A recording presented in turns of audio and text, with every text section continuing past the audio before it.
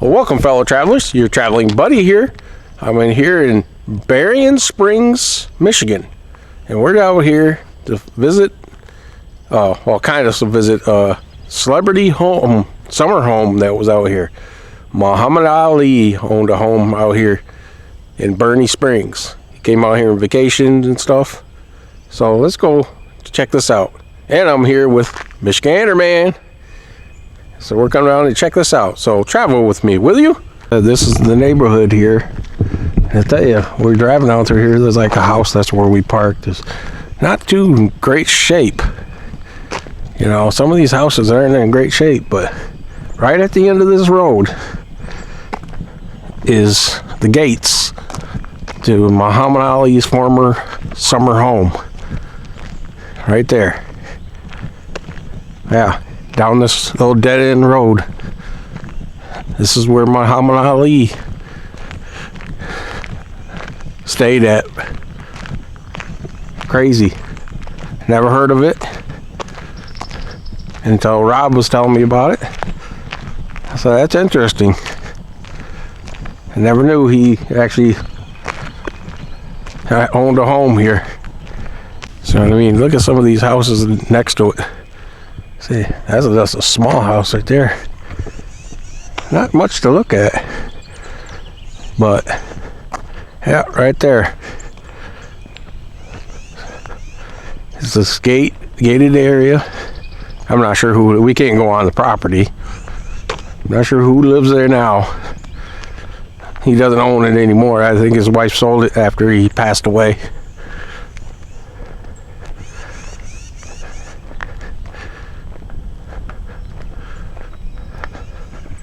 See, right there's the house.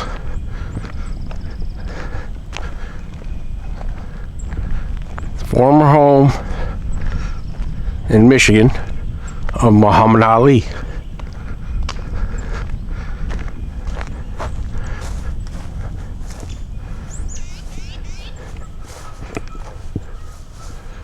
Here's some geese over there because there is a river goes over that way. So he was right on the water. Look at the gazebo. There's a gazebo over there.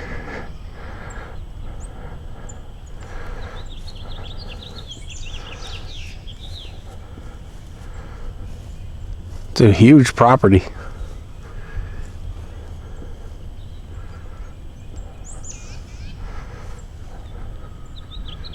So there's quite a few buildings. Looks like there's a structure right there. We'll zoom in on it. Just past that, looks like there's a structure right there. Right there it is. Is that a barn?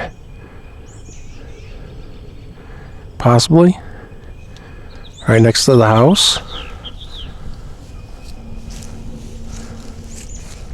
Well, the other thing about this property is, before Muhammad Ali owned it, supposedly one of Al Capone's henchmen owned this property and vacationed here and stuff. Yeah, because we're close to the Indiana border and all that, so they probably traveled all the way over here, you know, hiding out. Who knows, Al Capone could probably hidden in there for a little bit. This charming estate was built in 1900 from the 1920s. It was owned by a gangster, by Al Capone's notorious lieutenant bodyguard Louis Little New York Cabana, who lived in a much larger residence on the site. According to Mitchell Capone, lived down the river from the estate. The main house burnt down mysteriously in the 1920s.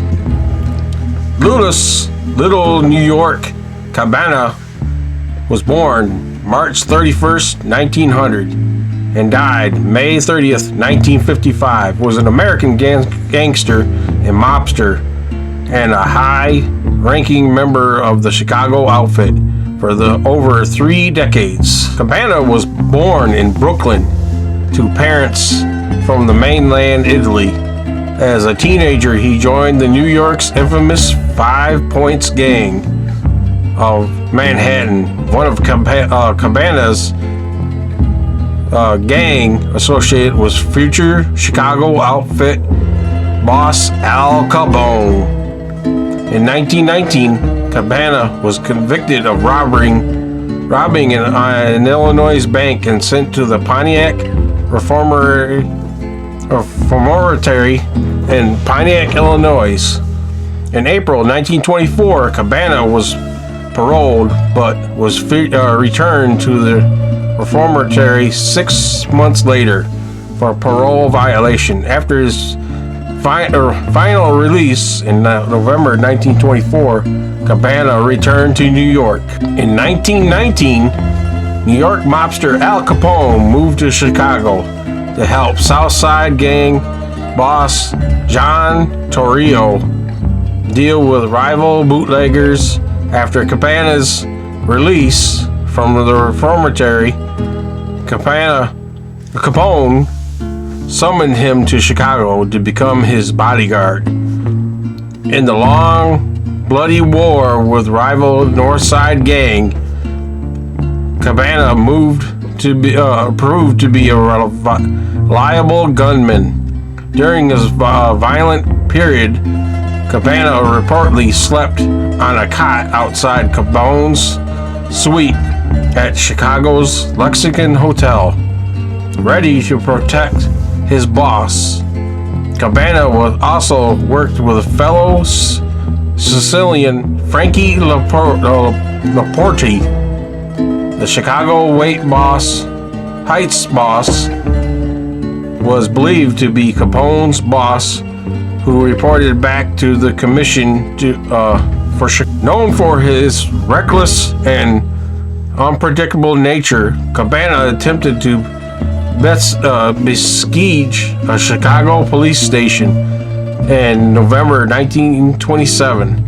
Bootleggers Joe Aleo and an alley of the Northside Gang had successfully attempted to bribe a hotel chef to poison Capone. In relation, Capone placed a $50,000 bounty on Aleo. When Cabana discovered that Aleo was in jail on murder conspiracy charges, he and 20 other outfit gunmen went to the station to try to get him. When Cabana arrived, the police noticed that he was carrying a handgun and immediately arrested him. The police then placed Cabana in a cell next to Aleo. An undercover police officer in a nearby cell later overheard the following exchange in Sicilian between the two mobsters. Cabana, "You're dead, friend. You're dead. You won't get to the end of the streets still walking. Aleo, can't we settle this? Give me 14 days and I'll sell my stores, my house, and everything and quit Chicago for good. Can't we settle it? Think of my wife and my baby." Cabana, "You dirty rat. You've broken faith with us and twice now. You started this, we'll finish it." On October 23rd, 1930, Aleo was shot to death while leaving a Chicago apartment. During the autopsy, a coroner reported removing 59 bullets, weighing over a pound, from Aleo's body. No one was charged of Aleo's murder. Following Capone's 1931 conviction for tax evasion, Cabana rose through the outfit ranks as an extortionist and labor racketeer under outfit boss Paul the Waiter Ricca in 1934. Cabana invested approximately $1,500 of his own money in 2 illegal gambling dens in Creo, Illinois. He would eventually net $75,000 per year from his investment. In 1935, Cabana participated in the outfit infiltration of the Chicago Bartenders and Beverages Dispensers Union in 1940. The union had obtained a temporary injunction against Cabana and other outfit members. However, when the case went to trial, the union leader refused to testify, and case was dismissed. In 1943, Cabana and his associates stole about $900,000 from the treasury of the Retail Clerks International Protective Association, Local 1248 in Chicago. The funds were never recovered. During the early 1940s, Cabana extorted $1 million from the U.S. film industry through the takeover of the International Alliance of Theatrical Stage Employees of Motion Picture Operators Union in Los Angeles. When Willie Morris Biaf, Cabana's front man with the union, was arrested on other charges, he sent word to Cabana that he wanted to leave the outfit. Cabana then visited Biaf in prison and gave him the following answer: "Anybody who resigns feet first." After the encounter, the frightened Biaf became a government witness and assisted in the 1943 extradition case against Cabana. On March 18, 1943, Cabana and other outfit mobsters were convicted in New York on charges of extorting the Hollywood film industry. On December 22, 1943, Cabana was convicted of extortion. He was sentenced a week later to 10 years imprisonment in Atlanta Federal Penitentiary. Lewis then turned to his cousin, Albert Cabana, for help. However, Albert wanted nothing to do with his Lewis for fear of that his children would become targets. Soon after Lewis' imprisonment, his wife Charlotte successfully petitioned the government to transfer him closer to Chicago at Leavenworth Federal Penitentiary in Leavenworth, Kansas.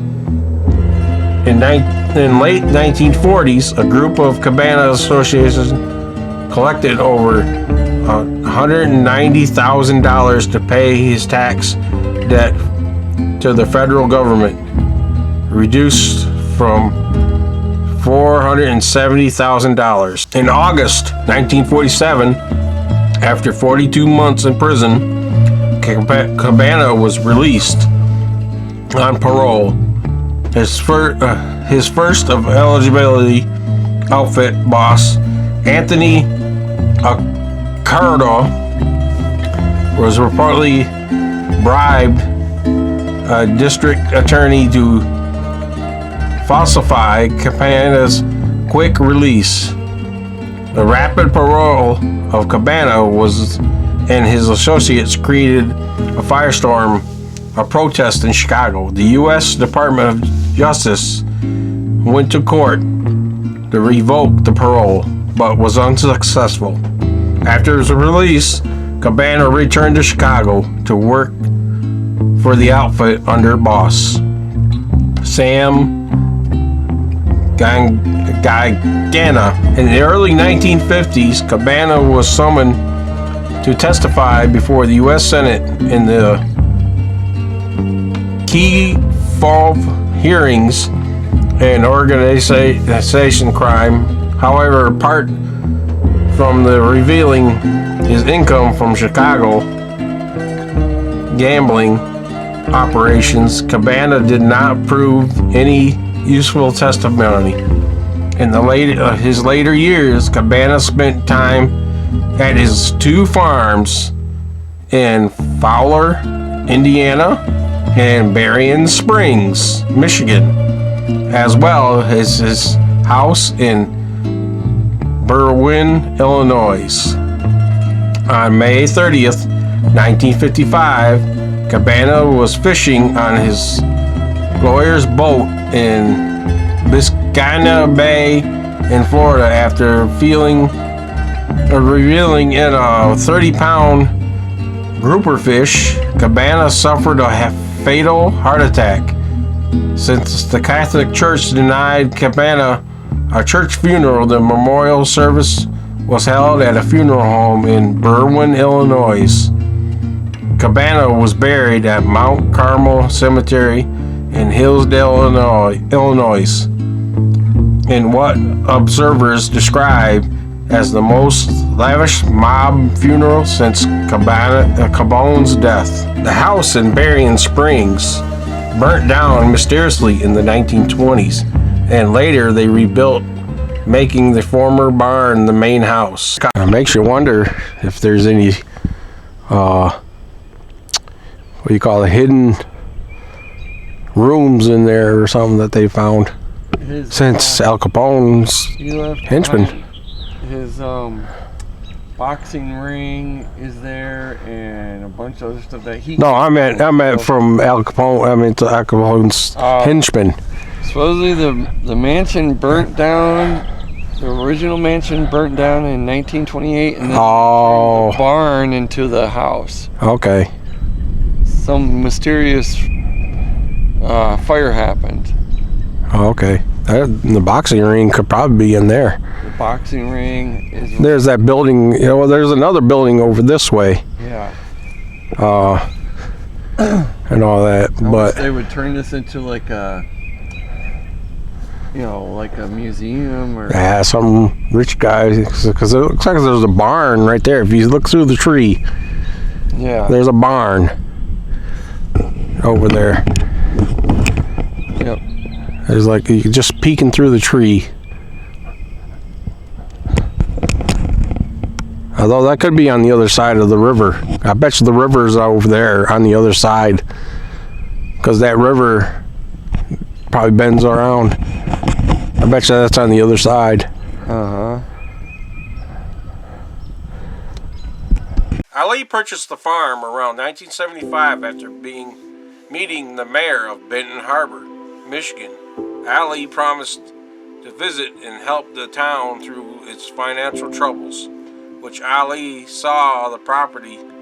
Legend says he fell in love and bought it on the spot for somewhere between $400 million and $600 million. The 3,960 square foot main house offers an expensive living area, an imported tile kitchen, large pantry, patio, and 3-car garage. The carriage house is a privileged private guest quarters with a sunroom and deck overlooking a pond.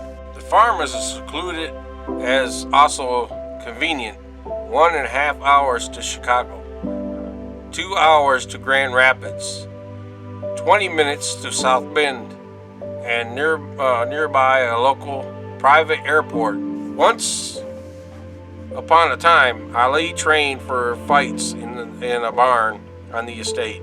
After his storied career, that barn stored some of Ali's vast memorabilia collection. The retired Ali preferred working out in his newer gym, which may have cost as much as $500,000. Although Ali was slowed by Parkinson's disease, the Triple Crown Gym is a central focus of the estate, featuring the main event style, everlasting boxing ring, exercise equipment, steam room, private baths, massage room, laundry, and a hot tub spa. In this boxing ring, Ali would spar, sometimes with his son, Asad Ahmed Ali, even joking as if his son knocked him to the canvas, which the champ rarely experienced during his career. Just outside the gym is a full outdoor basketball court. Heck, there's enough farm arranged for a ballpark, grid line, or even a large horse farm. During the renovation, they found secret rooms under the pool from the Capone era. That's how the pool came to be 12 feet deep. From 2006, as his health deteriorated, Ali split his time between his Michigan farm and his beloved hometown of Louisville. It's safe to say his heavyweight athletic humanitarian legacy still dominated both areas. He stayed under the radar, but he'd walk up to the street a couple of miles to get ice cream every day. He helped build a local baseball team in Niles where his son, Assad, went to school.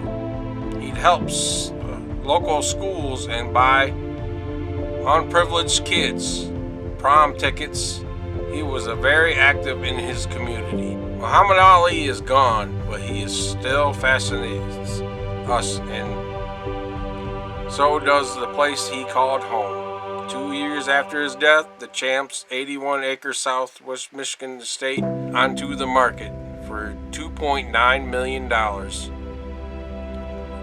A relative bargain for so much land and legacy. Here's their mailbox. I'm not going to show their address, but they got a mailbox here. And there's a gate. And there's the gate. Looks like they're repairing one of the gates right there. Yep.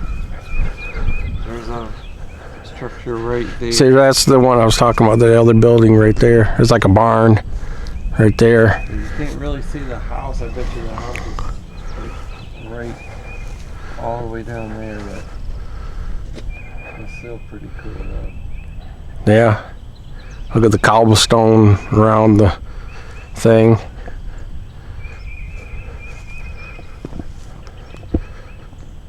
Crazy. Oh, there's cameras. We're on camera. So I ain't getting too much closer. There is a camera over there. Yeah. Not gonna get it too much closer. Cause I don't know if somebody actually lives here or not right now. Or if it's still, I know that supposedly his wife sold it. Yeah, she sold it to the center. So I don't know if anybody lives in there or not right now. It's like part of this center thing. Like. All right, my fellow travelers, that's going to be about it for this little tour to the former home of Muhammad Ali right here in Berrien Springs, Michigan. It's interesting. I never knew he had a home here, and it'd been cool to see him, you know. But yeah, I don't know, he doesn't own it anymore. We're not going to stay here too long because there is a camera there, and we don't want to get in trouble. Nope. And all that kind of stuff. And also check out Michigander man Rob. He's going to be doing a video too. Yes. And all that. So check him out. So if you like this video, give me a thumbs up. Share me out. Share me out on all your social media. Tell your friends. Tell your family about me so I can continue traveling and showing you cool places like this. Also, leave me a comment. Any comments appreciated. Any ideas for me to do, let me know. Until next time, my fellow travelers, I'll see you around the mitten.